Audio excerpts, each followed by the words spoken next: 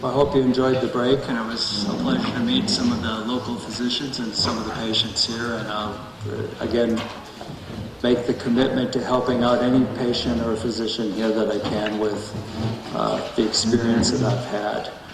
I wanted to talk briefly about treating infections in ME, CFS, and the use of medications, because this is really pertinent to a lot of the patients, because there are aspects of this disease that you can treat with great success and eliminate a lot of the disability, and even if we can't cure the underlying disease. And I think it's worth looking at. And then I always get asked this question about, well, medications and which ones have been shown to be effective, et cetera, et cetera. And I've broken it down into categories of those drugs that have been shown in placebo-controlled trials to be effective, and those that haven't, and then the off-label use as well. And then I've got some tables together that might be useful for patients and practicing physicians. So the question always came up in this field, and there's several infectious disease doctors here, so is the infection triggering the disease, or is it opportunistic? And if it just triggered it and is gone 20 years ago, there's probably not any purpose in treating that particular infection, even when you can document it. However, if it's persistent or relapsing, and I'll show you some examples of where treatment has been very effective.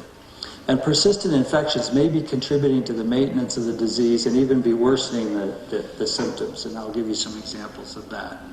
And the common pathogens that have been documented to be associated with ME, CFS are two of the somewhat unusual bacterial infections, mycoplasma and chlamydia.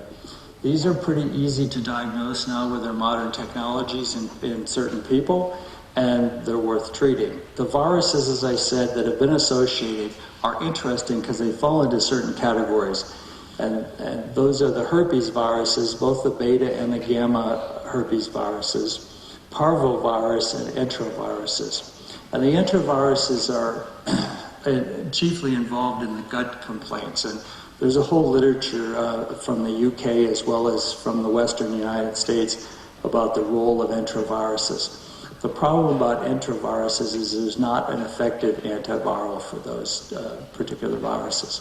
Parvovirus is treatable with intravenous gamma globulin, and I have a number of success stories about people who were IgM positive for parvovirus and completely cured of their ME with intravenous gamma globulin.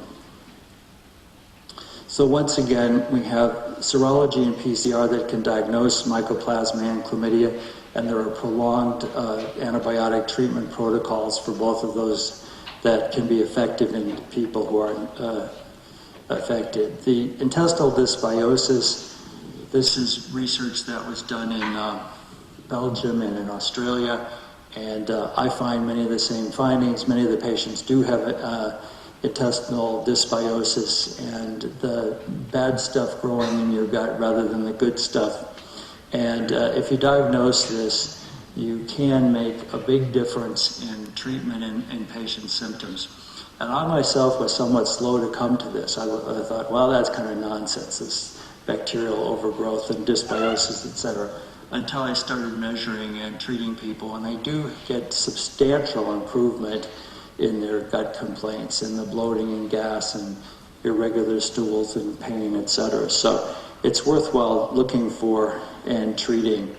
And again, leaky gut occurs when there's hyperpermeable membrane.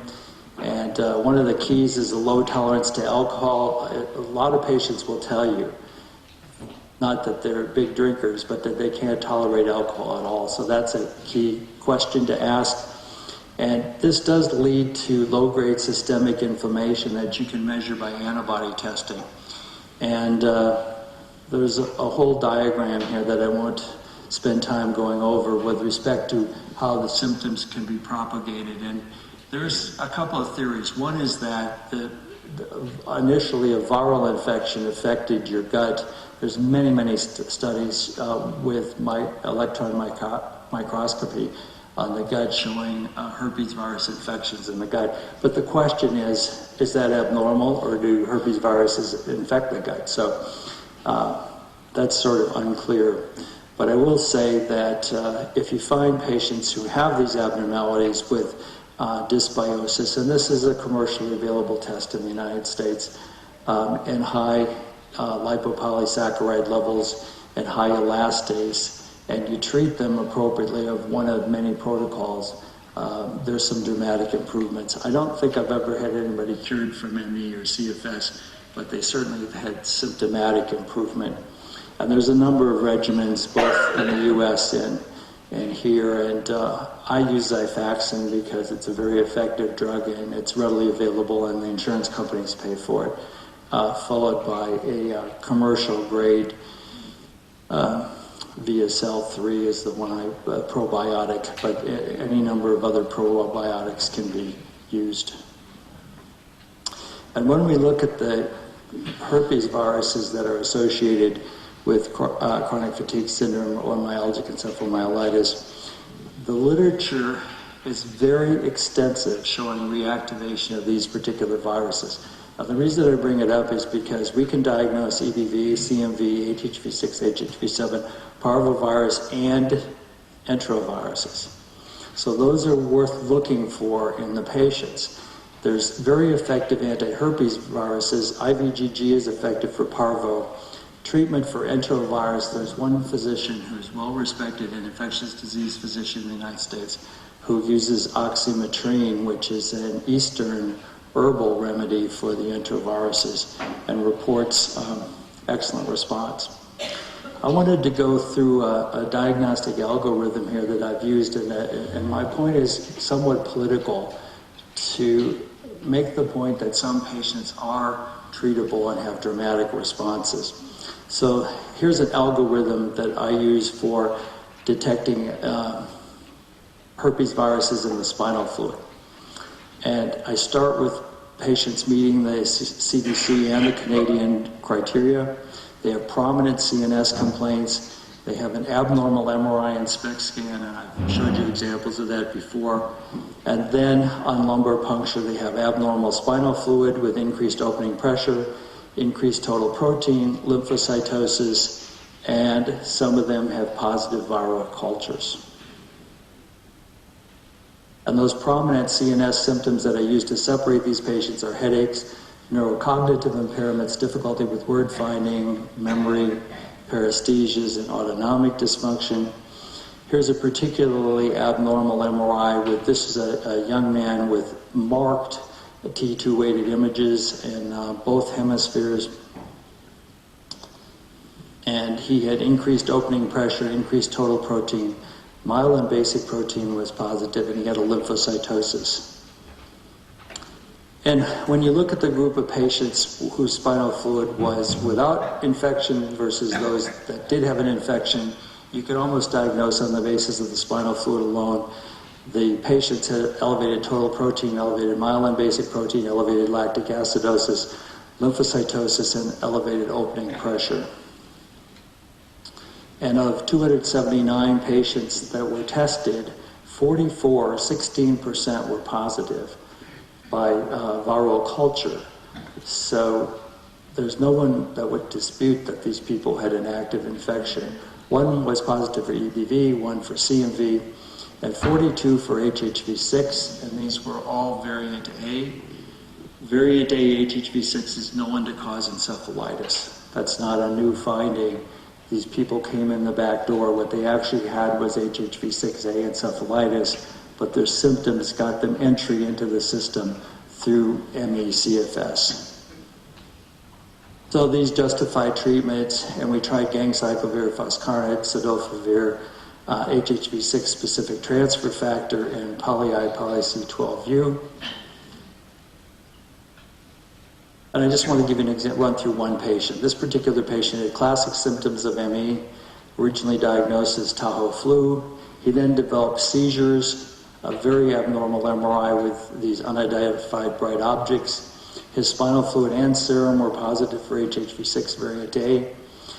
He was later found to have chromosomally integrated HHV6, and HHV6 is the only herpes virus that chromosomally integrates and becomes part of your genetic material. And he developed a gamma T cell clonal rearrangement that I mentioned to you previously, which strongly suggests a chronic viral infection. And he was ultimately treated with cidofovir, and he followed improvement in symptoms and decrease in his viral load. And there's an example of a decrease in the viral load from very high numbers to undetectable, and his serum decreased as well. But of course, you never really rid yourself of a chromosomally integrated virus, so all you do is suppress it. But he had a good clinical response. So we got to wondering about what was going on with these herpes viruses, and so I initiated a cross-sectional study of the leukotropic herpes viruses in chronic fatigue, just to see if I could tease out those people who were treatable versus the people who didn't even have a herpes virus infection. And so we took 249 patients, the next 249 people I saw, and they all met the criteria, and they had symptoms that might suggest that they had ongoing infection. And our techniques, we used both an immediate early antigen, which implies replication, and then culture. Now, this is not readily available. Tissue cultures for viruses are very hard to do. They're very labor intensive, they're very expensive, and very few laboratories do it. But I have access to that. So these people all had immediate early antigenemia and positive cultures. Now, much to my surprise is that most of those were HHV6. 54 of the 190 were HHV6. There was a smattering of CMV and a number of EBV. And that sort of follows the pattern that you find in the literature, that about a third of these patients have evidence of reactivated herpes viruses. But what was surprising to me is that a number of these patients had more than one herpes virus active at the same time. And oftentimes they had CMV plus HHV6 and plus or minus EBV. So that strongly suggests immune dysregulation and failure to control viral replication on the part of the host, rather than an acute infection. And once again, we treated these patients with cidofovir because it's effective for both the gamma and the beta herpes viruses. And you see a marked reduction in the CMV viral loads before and after treatment. And it took a long time for these patients to clear by rapid culture and by antigenemia. But so we treated them until they were clear by both techniques.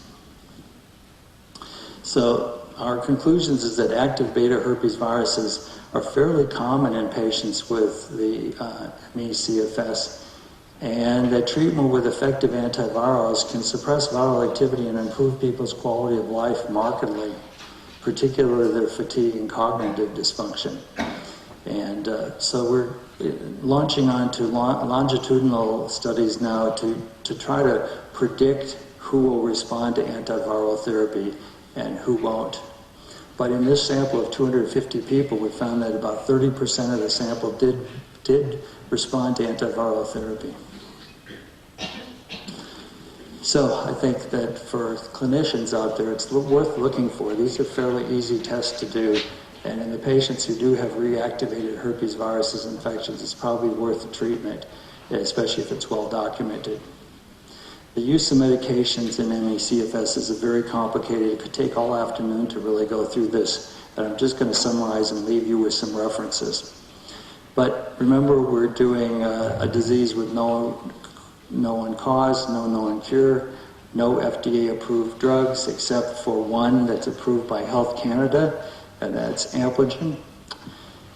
The current available therapies target either part of the endocrine system, the neurological, the immunological, or psychiatric associated symptoms. None of them are viral reactivation. None of them deal directly with the pathogenesis. There's some interesting background. A CDC study showed that ME patients use 2 times the number of drugs that controls do with equally disabling diseases. So what this implies is physicians just prescribe things to try to do something. They're much more likely to use drugs of all categories, not just pain drugs and sleep drugs, but drugs of all categories.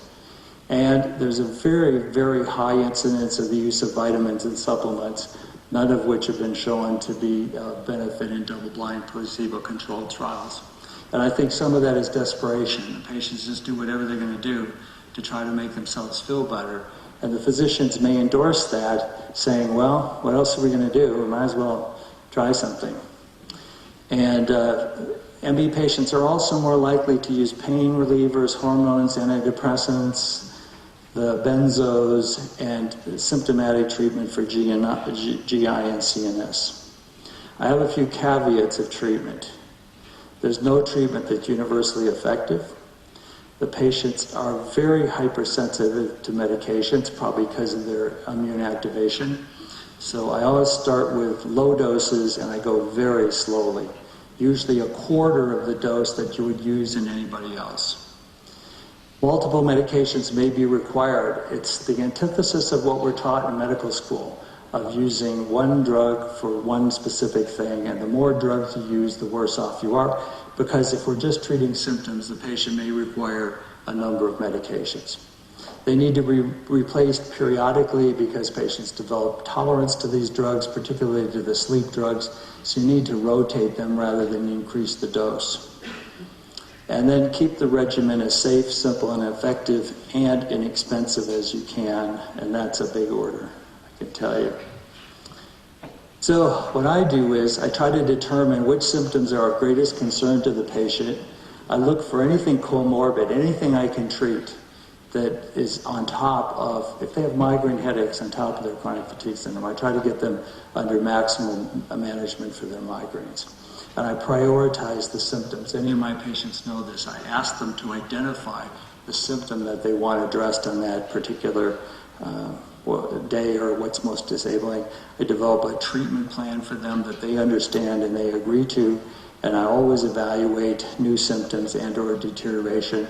And I do have them do self-reported scenarios such as the SF-36 so that I can track whether my intervention actually made any difference or not. So there's prescription drugs basically to improve sleep, to relieve pain, to change mood, to treat endocrine abnormalities. There are antivirals. And remember again that the patients are very sensitive to prescription drugs. And in the sleep category, we have the sleep sustainers, the sleep onset drugs, the benzos, tryptophan, melatonin. All of these may be useful. In some of the patients, it's generally off-label, particularly long-term uses. All you physicians are aware. Sometimes, though, if you treat sleep, patients will have a marked improvement in some of their other symptoms. They're not cured, but they'll clearly do better. The pain relievers, none of them work particularly well. These have been tried in double-blind placebo-controlled trials and with very mixed outcomes. Sometimes they can be useful, the tricyclics, the muscle relaxants, the anticonvulsants.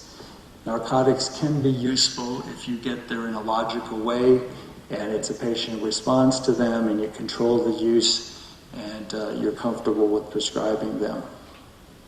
The drugs to alter mood, this is always a question. The stimulants, I use them myself, but only in certain circumstances. There's certain people who are able to work if they take their new vigil Monday through Friday.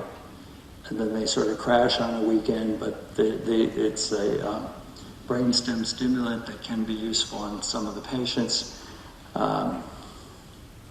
Amantadine is an anti-influenza drug that was found in Parkinson's disease and in HIV to improve energy levels, and that can be useful. It's a pretty benign drug. The antidepressants have all been tried. I will point out to you that in randomized controlled trials, no effectiveness was documented to antidepressants. So I believe that they're not altering the basic disease process, but rather altering one's perception of the disease, which might be useful if you have comorbid anxiety, depression, or frustration with respect to your chronic disease. They've all been tried, again, in trials. They may be worth a try, but I will tell you with the SNRIs, the patients find the side effects almost intolerable. the headache, nausea, and abdominal pain. So they're almost not worth utilizing. Here's a summary table, and this is what a lot of physicians are doing now. They're saying, well, I got to treat all of those. So can I hit them with one drug?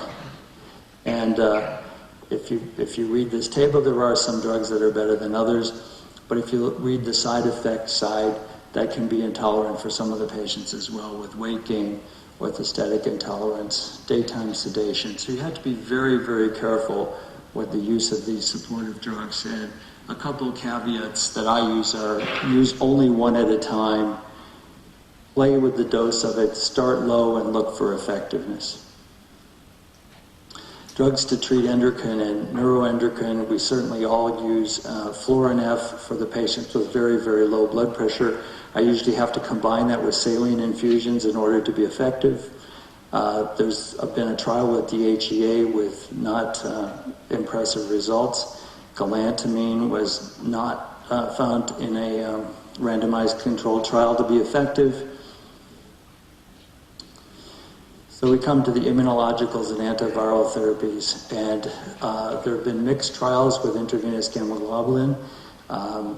Some studies have reported effectiveness, some have not reported effectiveness. I myself have certainly had some very dramatic responses. You physicians all know that intravenous gamma globulin is used for a whole host of disorders for its immune modulating properties. And now it's in very, very short supply in the United States because of a big trial for Alzheimer's disease. So we'll see where that leads us. It's an interesting compound that has a lot of different effects on the immune system. And the only licensed drug for chronic fatigue syndrome is Ampligen poly-I poly-C12U. It's an inducer of the interferon pathway, and earlier I showed you that the interferon pathway is abnormal in these patients. It is not yet licensed in the United States. It is in Canada and I think a few of the European countries. It's a very, very useful drug in patients who meet the criteria that the manufacturer has for compassionate care. They have a website. If any of you think that you would meet the criteria for compassionate care of that drug, get onto their website and read about it. It has resulted in some sustained full recoveries in a certain subset of patients. The antivirals, again, can be useful, but I encourage you to not just use them across the board. They need to be used in circumstances where the patient has a documented viral infection. Again, for the DNA viruses, the herpes viruses predominantly, we have the purine analogs, including acyclovir and valganciclovir. Remember that acyclovir does not work against CMV and EB. I see a lot of people that come in, they've been treated for genital herpes or oral herpes and they're on acyclovir. It won't cover those other viruses. It wasn't intended to. Buscartid is effective against CMV and HHV6, but it's very, very toxic. It's an IV infusion twice a day and really is just limited to those patients who have a herpes virus encephalitis. There's a nucleic acid inhibitor, cidofovir, that is licensed in the United States only for CMV disease. And you see that we used it for HHV6 because it's extremely effective against HHV6. We're all excited about Chimerix 001. This is an oral form of cidofovir that's taken twice a week, and it readily crosses the intestinal wall. It does not have bone marrow suppression nor renal toxicity, and it has marked increase in potency compared to cidofovir. And what's exciting about it for physicians is that it's effective against all of the herpes viruses, all of the adenoviruses, and a whole host of other viruses. So it's now in clinical trials. It's in phase 3 clinical trials. So it's one to be watched. This could be a very, very big one for many, many patients, not only with post-infectious fatigue syndrome, but with a variety of other agents. Again, poly-I poly-Cu is an immune stimulator, viral modulator. It's a double-stranded RNA. They have a brand new protocol out.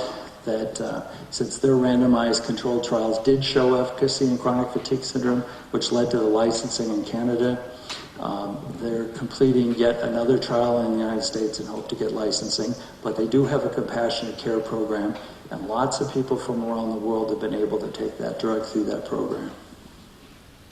Then there's the things we do for symptoms, for orthostatic intolerance, volume expansion, beta blockers, alpha-1 agonists, with some varying success. The problem, with, for example, with fluorine-F volume expansion is the day you go without it, your symptoms are back. So it's not really changing the disease process. It's simply altering the pathophysiology for that day. So in summary, about medications, I do an individualized drug regimen. I understand it, the patient understands it, I keep track of it, and I monitor for side effects and for efficacy. And I think that's the only safe way to do this. Sometimes these patients come in and they're on 30 or 40 drugs because they have visited so many doctors, and they get confused themselves about what they're taking or what they should be taking or what one was for, or et cetera, and that's bad medicine. I always prioritize the health concerns. What's most urgent? What's most disabling? Is there a comorbid condition I can treat? Or what's really the most disruptive thing? Why really can't that person go to work? Is it because they can't concentrate or they don't have the energy? So can we do a job modification or something like that? And again, the goal is not necessarily to cure the person, but to optimize their health and optimize their function. And I always adjust these medications. Like, it's very common for people to say, oh, that sleep drug worked great for 3 months and I felt much better, and now it doesn't work. Well, that's called tachyphylaxis in medicine. It's a well-known phenomenon. You have to take a break from these drugs and go back to it. But then, of course, it's always a balance of the beneficial effect of the medication against adverse effects. And in the United States now, the biggest adverse effect that we're faced with is cost. The providers of healthcare oftentimes care more about the cost than whether or not it works for the patient. So that's a frustration that we all face, and probably a worldwide concern. And then always address new symptoms. It always amazes me how somebody I've seen for 12 years and they're limping around and they have developed a calcaneal spur or something like that. And it's amazing how you can impact their life just by taking care of that problem, which really has nothing to do with their ME or chronic fatigue syndrome.